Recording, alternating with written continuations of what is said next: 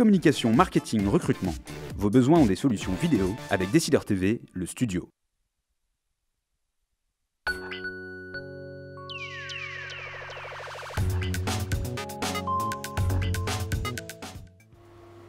Bienvenue dans les Décideurs de l'Emploi, tous les mardis de 12h30 à 13h. Vous en avez l'habitude en direct sur decideurtv.com et sur mytf1news.fr. Nous parlons d'emploi, en donnant la parole aux responsables de recrutement et aux professionnels du marché du travail. Puisque en effet, les décideurs de l'emploi, ce ne sont pas uniquement les responsables des ressources humaines, mais ce sont également les entrepreneurs, les patrons d'entreprises qui gravitent sur ce marché. Cabinet de recrutement, job board, mais également société de services de solutions innovantes. Et aujourd'hui, nous allons traiter d'un problème particulier. Il s'agit des tensions qui existent sur ce marché. Et en effet, nous allons essayer de comprendre ce paradoxe. Avec un taux de chômage en France de 10,5%, il y a pourtant 60% d'offres d'emploi qui sont difficilement pourvues. Et pour analyser ce phénomène, eh bien, j'ai le grand plaisir de recevoir Romain Herbault. Romain Herbault, bonjour. Vous êtes le directeur commercial France et international de Multiposting, société créée il y a 5 ans. Justement, on parlait d'entrepreneurs. Vous en êtes un sur ce marché et créé en 2008 et vous proposez des solutions pour faciliter justement le recrutement en ligne. Alors tout d'abord, j'aimerais avoir votre réponse sur peut-être une explication de ce paradoxe. 10,5% de chômage et pourtant 60% d'offres d'emploi non pourvues, ou en tout cas difficilement pourvues. Écoutez, c'est une très bonne question. Aujourd'hui, donc, si on regarde dans les faits, l'équation n'est pas si simple. On retrouve donc un chômage avec à peu près 3,3 millions de chômeurs aujourd'hui en France. Sur ces 3,3 millions de chômeurs, on se retrouve confronté à un marché de l'emploi qui propose en temps réel à peu près 1,5 million d'annonces. Donc, ce qui peut appuyer sur ce qu'on appelle le chômage structurel, donc cette partie où on a un problème de mise en relation entre les entreprises et leurs futurs employés ou les candidats disponibles sur le marché. Alors, quand je vous disais l'équation n'est pas si simple, c'est que ça serait trop simple de se dire si on arrive à faire en sorte de trouver les 1,5 million de candidats sur les 3,3 millions de chômeurs, on pourrait réduire le chômage de manière très simple. La réalité, c'est qu'aujourd'hui, on se retrouve face à deux phénomènes. Le premier phénomène, c'est un phénomène, on va dire, candidat. Et ce phénomène candidat, il consiste à dire que sur ces 1,5 million de chômeurs, on a des employés ou des candidats qui ne sont pas formés, potentiellement, ou qui ne souhaitent pas travailler pour les postes qui sont proposés sur le marché. Donc ça, c'est la première remarque. Et puis, le deuxième phénomène, qui est un phénomène qui est vraiment le cœur de la réflexion de Multiposting aujourd'hui, et la réflexion du marché, c'est de se dire, nonobstant ces candidats qui ne sont pas obligatoirement en adéquation avec les besoins du marché, comment on peut faire pour mieux aider le marché à résorber ce taux de chômage structurel. Alors, vous parlez là effectivement de chômage structurel, ça rappelle effectivement des vieux souvenirs de cours d'économie. Moi, j'ai moi-même suivi un cursus économique. Je me souviens, on parlait de taux de chômage naturel, de taux de chômage frictionnel. Alors, c'est parfois difficile effectivement à comprendre. Là, justement, ce que vous soulignez, c'est qu'il y a effectivement 3,3 millions de chômeurs et pourtant 1,5 million d'offres d'emploi et qui sont donc difficilement pourvues. Mais ça veut dire qu'il y a 1,8 millions effectivement de personnes qui de toute façon ne trouveraient pas d'offres en face, si je comprends bien. Mais la question qu'on se pose, c'est comment ces 1,5 million d'offres d'emploi disponibles ne trouvent pas preneur. Alors, il y a effectivement cette idée de chômage frictionnel, l'idée qu'effectivement il y a un délai entre bien j'ai perdu mon emploi ou je suis à la recherche d'un emploi, je réponds à une offre. Il faut qu'il y ait le temps des entretiens. Donc, on est sur du chômage frictionnel. Mais au-delà de ça, est-ce que vous pensez qu'il n'y a pas aussi un problème peut-être lié structurel lié à la législation, alors je vous emmène peut-être sur un terrain un peu politique, mais est-ce que aussi, est-ce que vous agissez sur cette chose-là où vous êtes en fait le professionnel du chômage frictionnel, vous voulez réduire l'asymétrie d'information et le délai de réponse entre l'offre et la demande. C'est ça votre métier? Alors déjà je vais revenir sur un point qui est important, c'est-à-dire que vous avez 1,5 million d'offres d'emploi et sur ces 1,5 million d'offres d'emploi, on a mené une étude l'année dernière sur 5 millions d'offres qui ont été postées au cours du temps, donc sur 3 trimestres, et on s'est rendu compte que sur ces 5 millions d'offres, 60% étaient des offres sur lesquelles on avait du mal, donc qui recevaient moins de 5 CV, donc sur lesquels les recruteurs avaient du mal à recruter. Donc la question est plus de se dire, sur ces 1,5 million d'annonces, c'est pas tous les postes qui sont compliqués. Donc voilà. Après, aujourd'hui, notre vocation n'a pas pour, je dirais, de vocation, on va dire, en tant que telle politique ou de rentrer sur des débats aussi sensibles que la législation du travail, mais c'est plus de dire comment peut-on aider les différents acteurs de l'économie à la fois au niveau national, avec des acteurs tels que Pôle emploi, et à la fois au niveau local, on pense, on reviendra dessus, je l'espère, au pôle de compétitivité.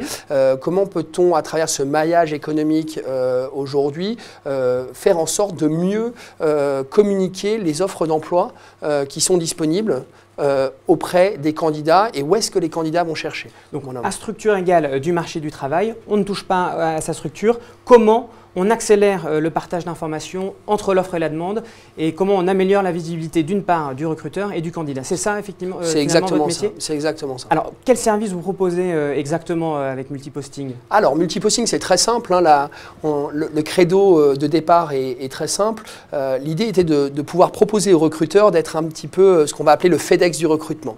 C'est-à-dire de pouvoir proposer aux recruteurs qui nous fassent passer son offre d'emploi et qu'on puisse le plus rapidement possible l'envoyer sur tous les canaux de diffusion qu'ils souhaitent, que ça soit à la fois des sites emploi, institutionnels ou privés type job board, que ça soit des réseaux sociaux, à nouveau type professionnel, donc dit professionnel avec du contenu uniquement pro, ou des réseaux sociaux non professionnels, et que ça soit un secteur et je dirais un vecteur de communication qu'on oublie un petit peu assez souvent, qui est la partie école, à la fois sur la partie jeunes diplômés et la partie association des anciens. Donc sur des sites d'emploi carrière, des grandes écoles, des universités? Absolument.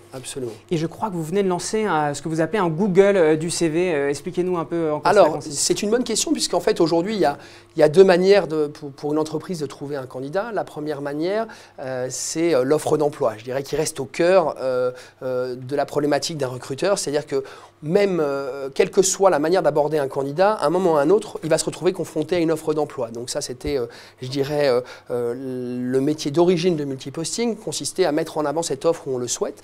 Et les recruteurs nous ont aussi fait part, et c'était une problématique qu'on connaissait au départ aussi, imaginer le même système, donc ce système de pouvoir, entre guillemets, envoyer son offre partout, et bien de pouvoir requêter, donc de pouvoir rechercher sur le web, sur tous les canaux disponibles, à la fois les canaux, on va dire, classiques, donc ceux qui sont connus, donc à la fois, à nouveau, je reviens sur les sites institutionnels et les sites privés, job board. Par exemple, si une personne a un blog, n'a pas de CV posté sur différents sites de recrutement, mais il a créé son propre blog, vous allez pouvoir le référencer et le mettre en avant? C'est exactement ça, vous avez tout compris. C'est-à-dire qu'en fait, on propose de se rapprocher le plus possible de l'exhaustivité pour un recruteur. C'est-à-dire que pour des raisons typiquement marketing, etc., un candidat peut être sur un site et pas sur l'autre. Nous, ce qu'on va proposer aux recruteurs, c'est de pouvoir agréger cette masse d'informations, donc à la fois sur des canaux de recrutement, mais à la fois sur ce qu'on appelle aujourd'hui de manière assez commune l'open web, donc c'est-à-dire toutes les informations candidats et toutes les informations professionnelles sur un candidat disponible sur le web, de pouvoir en une seule et unique requête avoir accès à cette exhaustivité.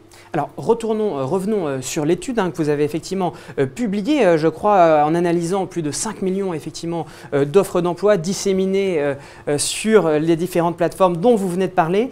Qu'est-ce qu'il en ressort, je dirais, la première question qu'on peut se poser, et puis je vais rebondir sur la question d'un internaute. Comme vous le savez, cette émission, c'est aussi donner la parole aux internautes. Paul demande, le web est-il maintenant la source de recrutement majoritaire? Alors je ne sais pas si dans l'étude que vous avez faite, cela ressort comme tel.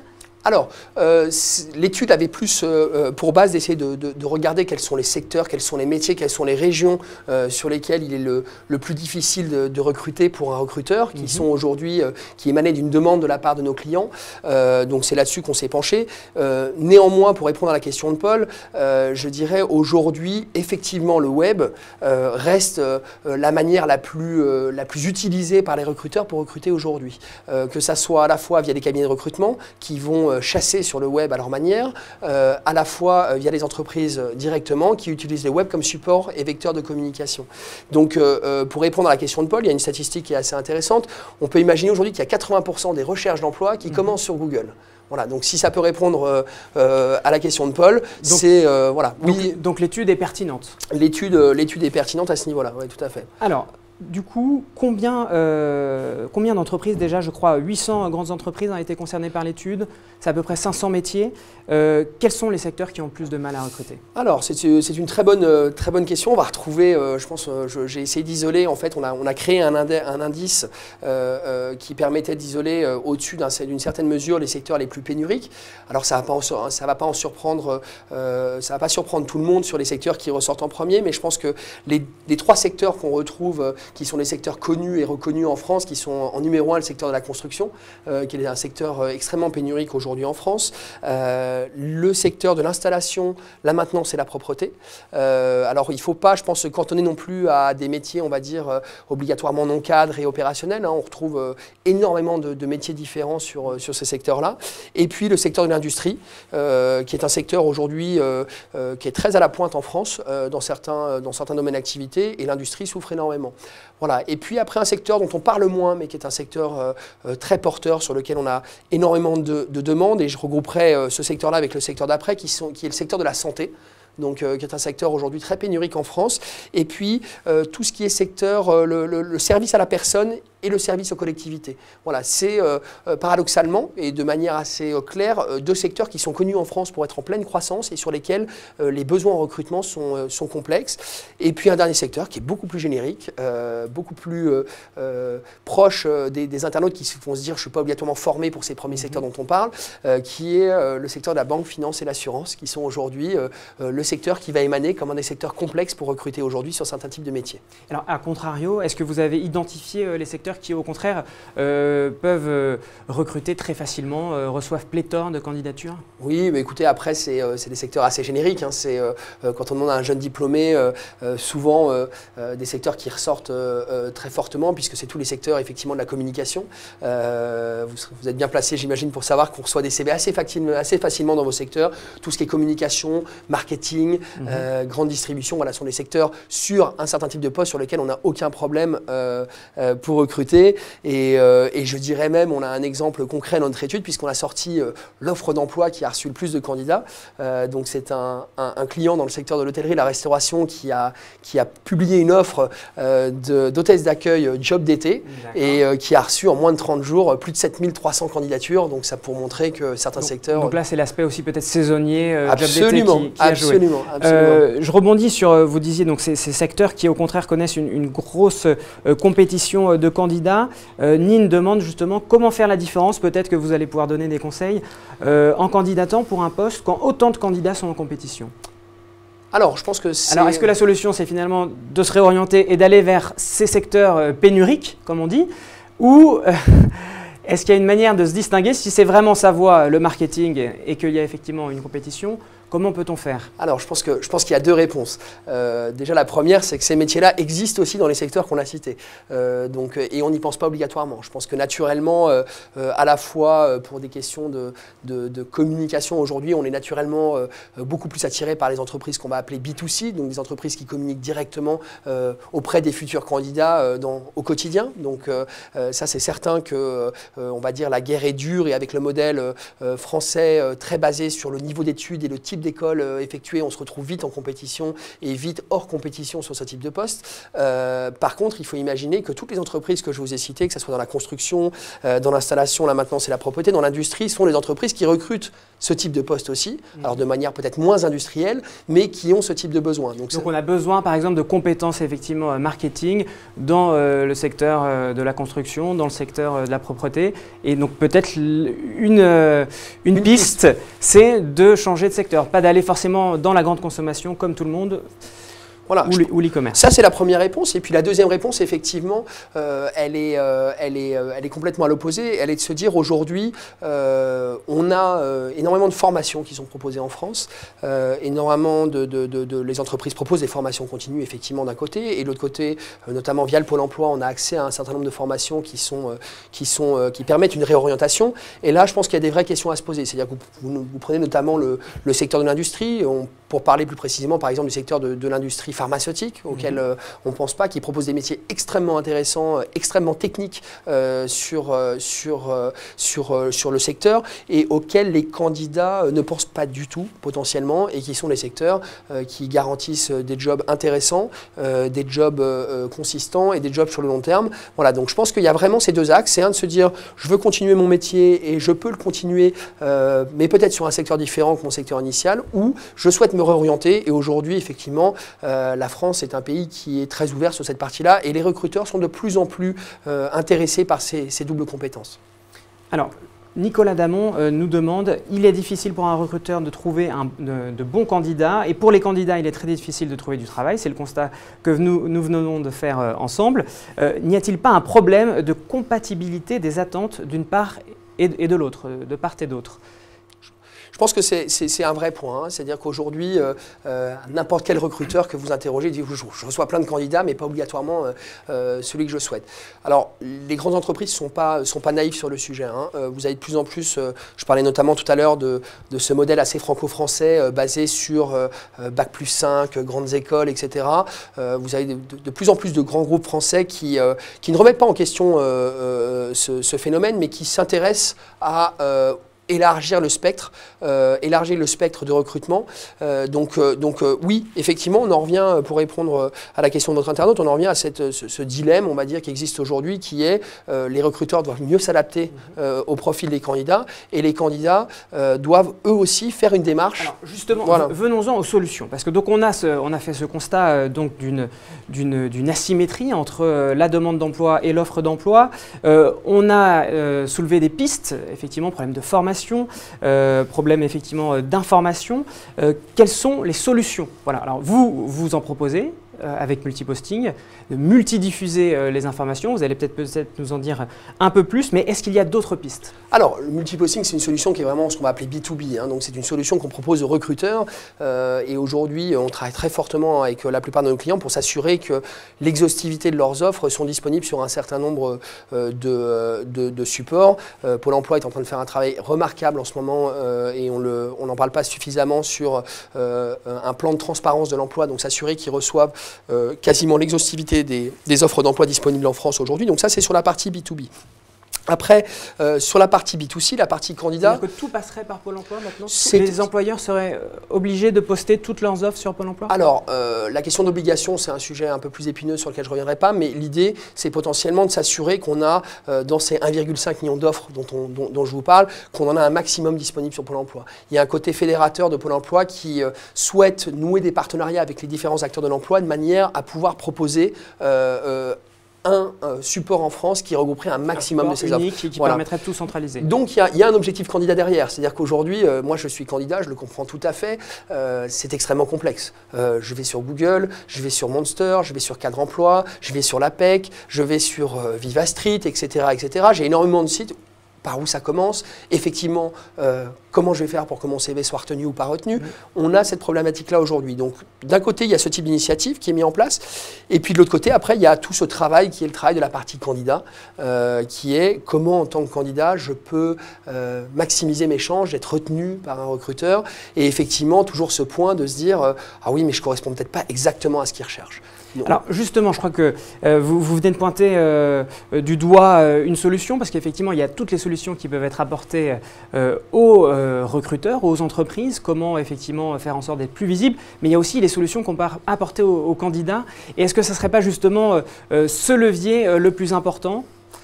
Et j'ai envie du coup de prolonger ma question en vous demandant, par exemple, est-ce que vous avez des conseils à délivrer aux candidats? Est-ce que d'ailleurs vous proposez des services directement aux candidats? Alors, c'est une bonne question. Là, il y a des jeunes entrepreneurs qui se sont lancés il y a quelques années là-dessus. Je dirais le débat est encore ouvert et il y a des appels à projets pour des futurs entrepreneurs qui est d'imaginer la même chose que ce que fait Multiposting pour les entreprises, pour les candidats. C'est-à-dire, je suis candidat, je remplis une seule interface et je peux envoyer mon profil sur tous les sites que je souhaite et tous les supports. Alors ça serait donc une réflexion qui est en cours, alors pas particulièrement chez Multiposting, mais qui est ouverte. La question dessus, et les deux garçons qui avaient monté ça avaient énormément étudié le projet. Il y avait une question de modèle économique qui était complexe sur la partie candidat, très clairement.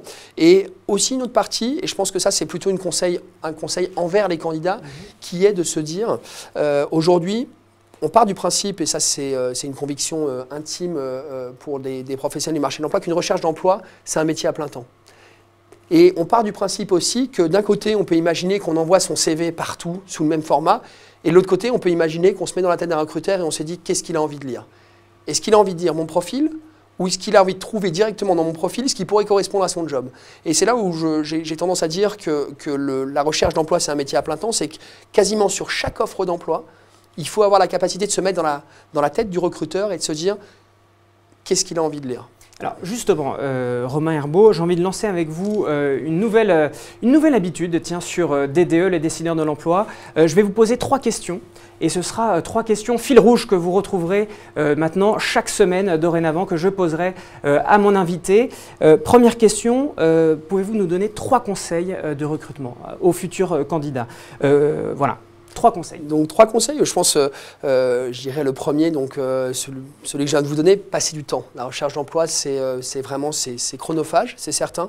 Pour autant, c'est intéressant. C'est-à-dire que la première chose qu'il faut se poser, la première question, c'est qu'est-ce que j'ai envie de faire, où j'ai envie de le faire, élargir le spectre au maximum et m'assurer que j'y passe du temps, que je réfléchis à comment je vais envoyer l'information, comment je vais faire en sorte que mon CV soit pas rouge, vert, avec des logos partout, mais pour autant que quand le recruteur va le lire, la première chose qu'il va lire, c'est ce qui va l'intéresser. Donc, mettez-vous dans la tête des recruteurs, ça c'est le premier point. Le deuxième point, je pense qui est important, c'est aller vers les recruteurs. Je pense qu'on a un phénomène aujourd'hui qui est assez impressionnant, qui est le phénomène des réseaux sociaux. Je vois de plus en plus de candidats qui vont eux-mêmes choisir leur futur manager ou leur futur patron. C'est-à-dire qu'on est sollicité en tant que patron tous les jours par des candidats qui, via de la mise en collection ou via une demande d'introduction directe, vont vous contacter en vous disant « j'ai vu que vous recrutiez, voilà mes compétences et je souhaiterais travailler pour vous ». Et ça, je pense que ça, c'est une occasion unique d'aller choisir son patron. Et on le voit énormément dans certains secteurs. C'est un phénomène qui se fait de plus en plus et on va choisir, grâce aux réseaux sociaux, ses propres patrons. Et puis, voilà, le troisième conseil, je dirais, est un conseil plus généraliste. C'est-à-dire qu'aujourd'hui, on a fait le constat, il y a beaucoup d'offres d'emploi en France. Il y a 1,5 million d'offres. Il faut être prêt potentiellement à se remettre en question. Il faut être prêt à changer d'orientation, potentiellement changer de région. Voilà, l'étude a prouvé qu'il y a des régions, le Loiret, c'est pas très loin, c'est à 45 minutes de Paris, qui ont des régions sur lesquelles il y a énormément de mal pour recruter. Et on y retrouve des sociétés comme Amazon, comme Christian Dior et tout, qui sont sur cette partie-là. Donc je pense qu'il faut le garder en tête. Voilà, il faut être prêt à se remettre en question et je pense que c'est une partie importante de la recherche d'emploi aussi. Deuxième question fil rouge, comment défendre sa candidature lorsque notre profil ne correspond pas à 100% à l'offre d'emploi? Alors, j'ai donné une partie de la réponse dans mon premier point. C'est vraiment la première action, elle consiste très simplement à être capable de trouver, si un poste vous intéresse, c'est qu'il y a quelque chose que vous avez fait auparavant ou quelque chose qui vous a marqué dans votre expérience professionnelle ou personnelle qui vous dit « je suis légitime sur le poste ». Donc à partir de là, potentiellement, c'est ce qu'il faut mettre en avant. C'est-à-dire que de bien réfléchir, est-ce que c'est les études que j'ai faites? Est-ce que c'est une expérience précédente que j'ai pu faire? C'est ça qu'il faut mettre en avant aujourd'hui dans son CV, de manière à ce que le recruteur, quand il va se retrouver, alors vous imaginez, on parlait tout à l'heure d'une offre avec 7500 CV ou 7300 CV, comment je choisis? Enfin, c'est quelque chose d'assez exceptionnel. Donc la question, c'est de se dire, le temps consacré à une lecture de CV va être extrêmement rapide. Donc il faut s'assurer que une ou deux choses à première vue qui ressortent sont ce que le recruteur veut voir. Justement, c'est ma troisième question. Que regardent les recruteurs en priorité sur un CV? C'est variable. C'est variable, c'est à nouveau... Ça dépend de ce que recherche le recruteur. Il va rechercher soit l'entreprise dans laquelle vous avez travaillé auparavant et ce que vous avez fait dans cette entreprise, soit il va rechercher la technicité du poste, donc il va rechercher à quel point vous avez été technique sur une compétence particulière, soit il va rechercher, et par exemple nous c'est ce qu'on recherche beaucoup chez Multiposting, c'est une personnalité, donc c'est des critères humains et c'est compliqué de mettre ce type de critères en avant dans un CV, mais il faut savoir le faire. Typiquement, on parle des divers dans un CV, on a toujours la petite case divers au bout, donc c'est cette partie-là sur laquelle il ne faut pas hésiter à passer du temps et à se dire qu'est-ce que le recruteur veut voir. Ne pas hésiter à mettre en avant aussi les références, on n'en parle jamais, mais un recruteur, qu'est-ce qu'il cherche? C'est à être assuré au moment où il recrute. Vous avez tous croisé dans votre parcours professionnel des gens qui vous ont soutenu, des gens qui ont apprécié à travailler avec vous, c'est ces gens-là qu'il faut mettre en avant. Voilà, c'est un modèle qui est très anglo-saxon, aux États-Unis ou en Angleterre, quand on est recruté, il y a toujours une prise de référence. En France, si dès le départ on la propose, c'est qu'on souhaite mettre le recruteur en confiance dès le départ. Donc cet aspect collaboratif, effectivement, réseaux sociaux, recommandations, ça va être quelque chose, selon vous, une tendance importante du marché du recrutement? Oui, je pense qu'il ne faut pas se voiler la face. Aujourd'hui, embaucher en CDI en France, c'est une vraie question pour une entreprise.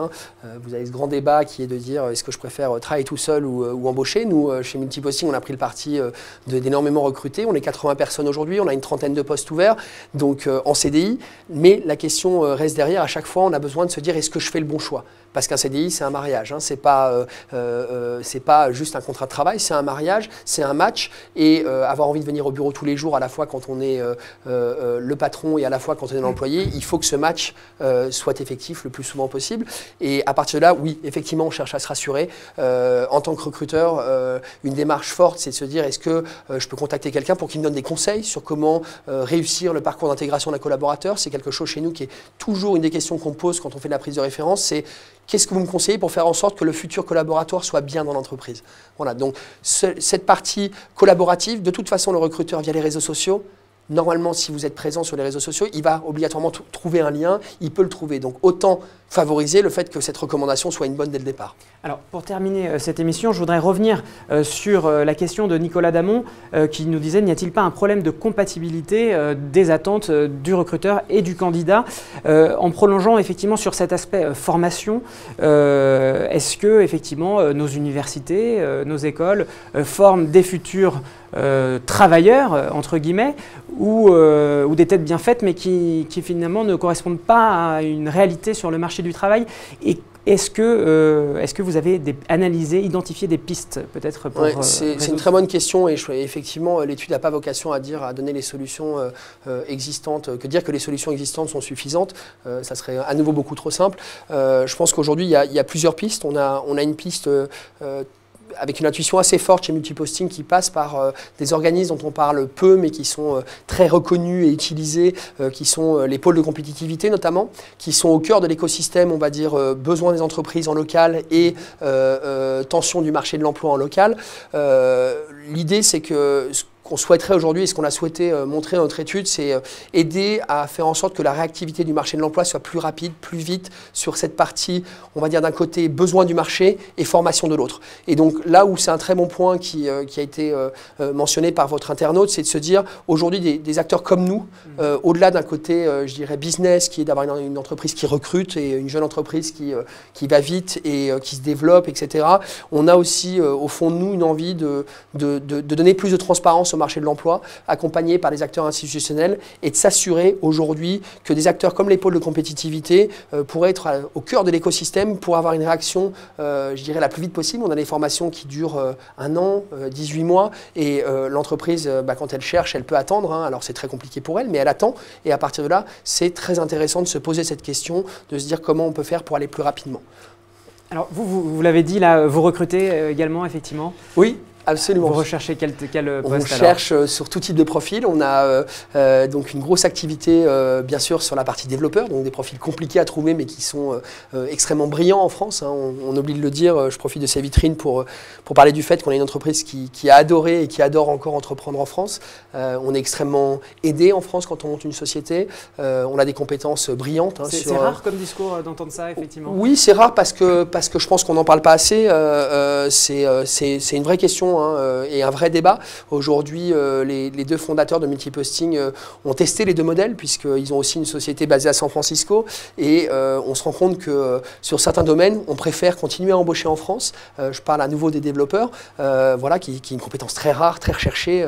Voilà, mais on recrute aussi sur la partie support. On recrute donc support, c'est-à-dire tout ce qui va être service client, donc tout ce qui est échange et partage sur une solution existante avec un client, sur des profils internationaux, donc qui sont capables d'interagir en polonais, en néerlandais, en allemand, en anglais.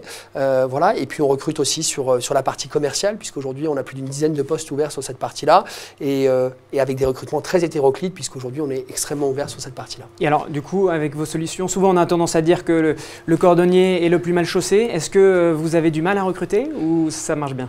Non, on peut dire que d'un côté ça marche, ça va jamais assez vite. Effectivement, Multiposting nous permet de combler une partie de ses besoins. Après, comme on l'a dit tout à l'heure, vous avez aussi des profils qu'il faut aller chercher. Donc c'est aussi pour ça qu'on a investi très fortement sur ce produit Multisearch. Mais la réponse, elle est ambivalente puisque d'un côté oui, mais de l'autre côté, si on arrivait à recruter plus vite, je pense que l'entreprise pourrait aller aussi plus vite. Voilà.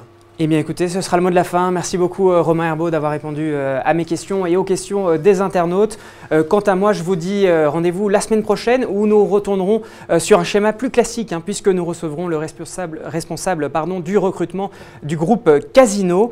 Eh bien, nous lui demanderons effectivement quelle est sa politique de recrutement et ensuite sa politique RH au sens plus large dans l'entreprise. Et nous l'interrogerons également sur un ouvrage qu'il vient d'écrire, le recrutement responsable, pour réenchanter la relation candidat-entreprise. Merci beaucoup, à la semaine prochaine.